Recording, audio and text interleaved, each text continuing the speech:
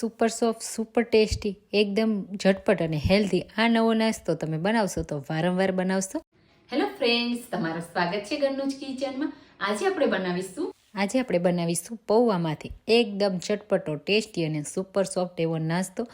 તો એકદમ ઝડપથી બની જાય છે. ગરમા ગરમ ખાવાની ખૂબ મજા આવે છે. બાળકોના લંચ બોક્સમાં તમે આપી શકો, સવારના નાસ્તામાં પણ બનાવી શકો. તો ચાલો બનાવી. એના માટે આપણે 1 કપ પૌવા લઈશું. તો જાડા કે પતલા તમે કોઈ પણ લઈ શકો છો. હવે મિક્સર જારમાં એડ કરી અને જેટલો બને એટલો આપણે એનો પાવડર તૈયાર કરીશું. તો પૌવા છે એના લીધે થોડો દરદરો આ રીતનો પાવડર તૈયાર થશે. હવે આ પાવડરને આપણે એક બોલમાં કાઢી લેશું. તો આ નાસ્તો એકદમ સુપર સોફ્ટ બને છે, ખાવાની ખૂબ મજા આવે છે. હવે આપણે આ નાસ્તાને બાઇન્ડિંગ આપવા માટે 1 કપ રવો, તો ઝીણો આવે તે મેં લીધો છે. 1 કપ દહીં, રવો અને દહીંનું માપ મેં સરખું રાખ્યું છે. સારી રીતે મિક્સ કરી દઈશું. તો આપણે પાણી એકદમ ઓછું એડ કરવાનું છે અને આ બેટર છે આપણે થોડું થીક જ રાખવાનું છે. તો અહીંયા મેં 1 કપ પાણી લીધું છે. તમે જુઓ આ રીતે મિક્સ કરતા જશું, થોડું થોડું પાણી એડ કરીને. અને પાણી આપણે થોડું એડ કર્યા પછી ચેક કરી લેવાનું કે બેટર વધારે પતલું નથી. તમે જુઓ અહીંયા બેટર સરસ એવું થીક મેં તૈયાર કર્યું છે. અને આટલું બેટર બનાવવામાં અડધા કપ પાણીની જરૂર પડી છે. હવે ઢાંકીને આપણે 10 મિનિટ માટે રહેવા દઈશું. 10 મિનિટ પછી તમે જુઓ અહીંયા બેટર સરસ એવું ડ્રાય થઈ ગયું છે અને રવો સરસ એવો ફૂલી ગયો છે. તો થોડું પાણી એડ કરીશું અને સારી રીતે મિક્સ કરી લેશું. તો બેટર એકદમ પતલું ના થઈ જાય એનું ખાસ ધ્યાન રાખજો. આ રીતનું થીક ચમચીથી પાડીએ એવું હોવું જોઈએ. તો જ્યારે આપણે એને સ્ટીમ કરીશું તો જલ્દીથી સ્ટીમ થશે.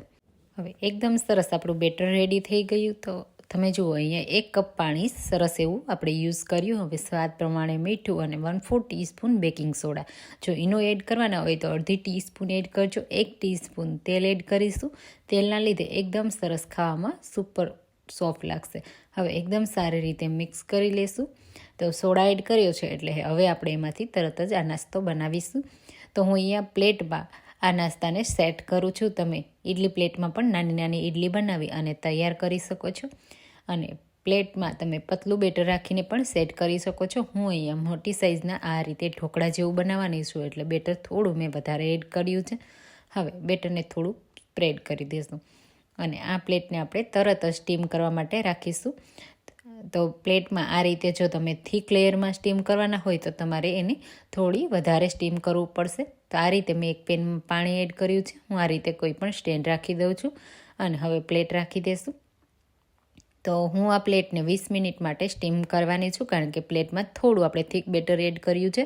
જો બેટર પતલું એડ કરો તો તમારે 10 મિનિટ સ્ટીમ કરવા દેવાનું. હવે ઢાંકી તમે જુઓ એકદમ સરસ એવું સ્ટીમ કરી લીધું. ઉપરથી આ રીતે ડ્રાય થઈ ગયું. નાઇફ પણ એકદમ સરસ એવી ક્લીન આવી છે.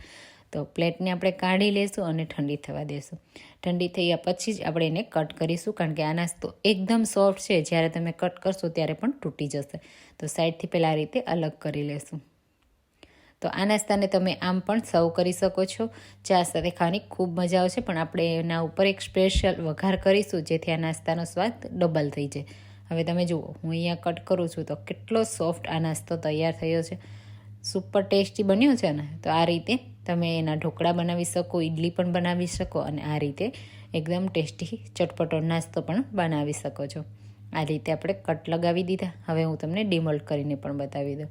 તો તમે જુઓ એકદમ પરફેક્ટ આ નાસ્તો સુપર સોફ્ટ થયો છે અને ખાવાની ખૂબ મજા આવશે. પણ આપણે એનો સ્પેશિયલ વઘાર કરીશું તો આ નાસ્તો ખાવાની ખૂબ મજા આવશે. એના માટે આપણે એક પેનમાં 2 ટેબલસ્પૂન તેલ, અડધી ટીસ્પૂન રાઈ એડ કરીશું, થોડા મીઠા લીમડાના પાન અને થોડા કાજુ. તો કાજુના રીતે ફાડા કરી એડ કરવાના.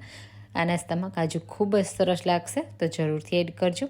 હવે વઘારને આ રીતે સરસ એવો સ્પ્રેડ કરી દઈશું. પછી આપણે તૈયાર કરેલા આ નાના નાના પીસને એડ કરીશું અને સાથે આ નાસ્તો એકદમ સુપર ટેસ્ટી બને એના માટે આપણે 1 ટેબલસ્પૂન સાંભાર પાવડર, તો માર્કેટમાં મળે તે પણ લઈ શકો, ઘરે બનાવેલો પણ લઈ શકાય. મેં અહીંયા ઘરે બનાવેલો યુઝ કર્યો છે. હવે અડધી ટીસ્પૂન લાલ મરચું પાવડર પણ એડ કરીશું અને સારી રીતે મિક્સ કરી લઈશું. તો થોડું સ્પાઇસીનેસ આવશે અને ખાવાની ખૂબ મજા આવશે.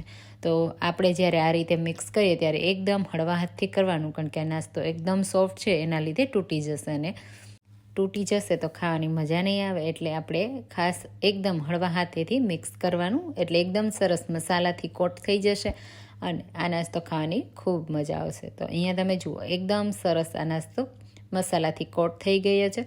તો ઉપરથી ફ્રેશ લીલા ધાણા એડ કરી દઈશું. અને આ નાસ્તાને ગરમા ગરમ ઠંડો બંને રીતે સર્વ કરી શકાય છે. બાળકોના લંચ બોક્સમાં આપી શકાય છે અને જ્યારે પણ કંઈક ટેસ્ટી ખાવાનું મન થાય ત્યારે આ નાસ્તો બનાવી શકાય છે.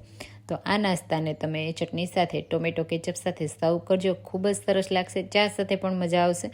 તો એકદમ ઝડપથી બની જાય એવો અને સુપર સોફ્ટ સુપર ટેસ્ટી આ નાસ્તો ટ્રાય કરવાનું ભૂલતા નહીં. અને મને કમેન્ટમાં પણ કહેજો કે તમને મારી રેસીપી કેવી લાગી. જો મારી રેસીપી તમને પસંદ આવતી હોય અને મારી ચેનલને સબસ્ક્રાઈબ ના કરી હોય તો મારી ચેનલને સબસ્ક્રાઈબ કરજો અને આ રેસીપીને લાઇક કરજો અને શેર કરજો. આ નાસ્તાને જરૂરથી ટ્રાય કરજો. તો ચાલો ફરી મળીશું એક નવી રેસીપી સાથે. Thank you for watching.